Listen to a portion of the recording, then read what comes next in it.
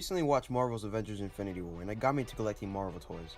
As a kid, I watched Marvel shows and I knew of the comics. However, I wasn't as fascinated with them as I was with other popular media such as Harry Potter and Star Wars, Indiana Jones, etc. I feel like the reason I wasn't big as into superheroes as a kid was the lack of comic shops in my area and the fact that I only knew it because of the okayish movies they were to get here and there.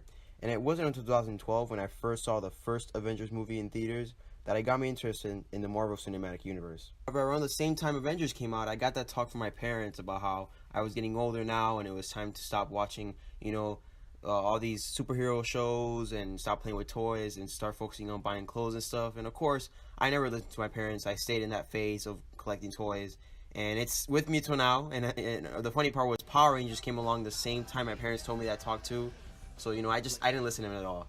And there's been times in these past few years that every time a Marvel movie has come out, I've gone to Toys R Us and I would check out the Marvel toy section for fun. And I always was fascinated with a lot of the toys in that section. There were times where I was even tempted to buy them, but I couldn't afford the two toy lines at the same time since I collected Power Ranger toys.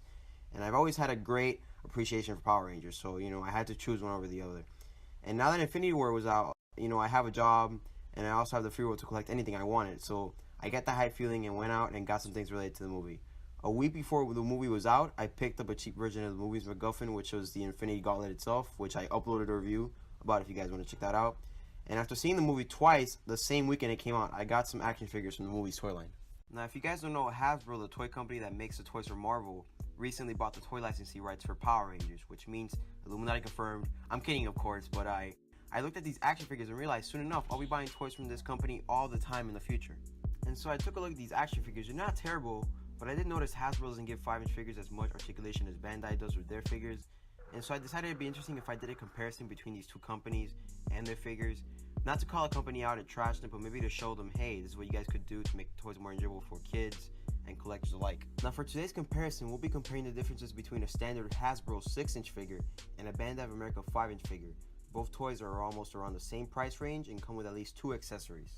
First up is the Marvel's Avengers Infinity War Ironman 6-inch figure for $12.99 or $9 on Amazon. This 6-inch figure is a standard size of regular figure that comes with 2 accessories.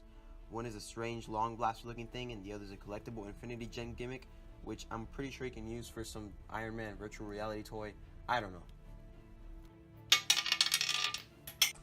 Now getting the figure out of the packaging, I quickly realized there isn't a lot of articulation to put the figure in many poses. You can move the head all around, the arms have ball joints so you can move them around too, and the rest is just You can move the front elbow and put him in a hey calm down pose. At the legs you can move the legs forward and back, and that's about it. I won't say the figure's terrible, but if I had to rate it, it would be like a 7 out of 10. I mean, like, what happened, Hasbro?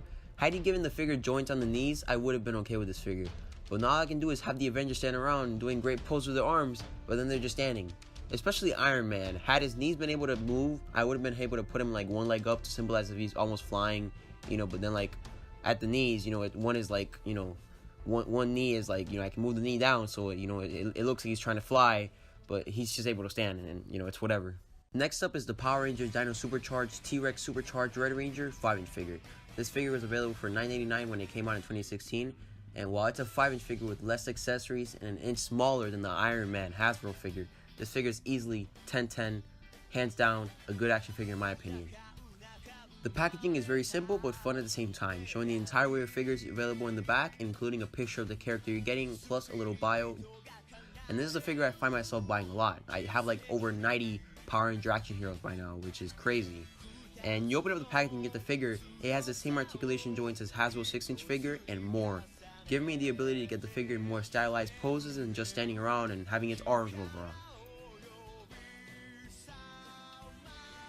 One thing I could see as to why one figure is of lesser quality than the other is the fact that one is in bigger size and comes packed with more accessories. I've learned while collecting these action figures throughout the past few years that the more you get, the more cost cutting is made and less equals in greater quality.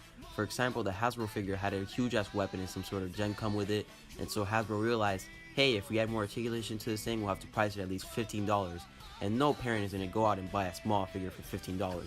That's why Marvel Legend figures are $20 and they're made to kiss up for fans or collectors who want more and greater quality. Had Hasbro taken out at least a gem and lowered the figure size, we probably could have had a better articulated figure.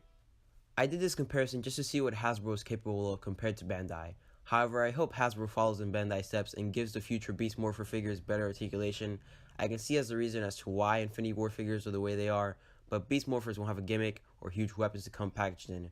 And in the end of the day, these things are for kids, and they're made to be played with and thrown around. But it's always good to have toys that are fun. If you're going to give a kid a toy, make it posable and interesting, not half posable and then statue-like at the other half. But in the end of the day, everyone's different. Some kids won't care, others will, but it's always good to have variety. And so guys, thanks for watching. If you enjoyed the video, you always have the option to press the like button. And if you're new to the channel and enjoyed what you saw, you guys can always subscribe and stay tuned for much more amazing content. And yeah guys, and as always, stay tuned. And this is Roberto from Ranger Mania, signing out.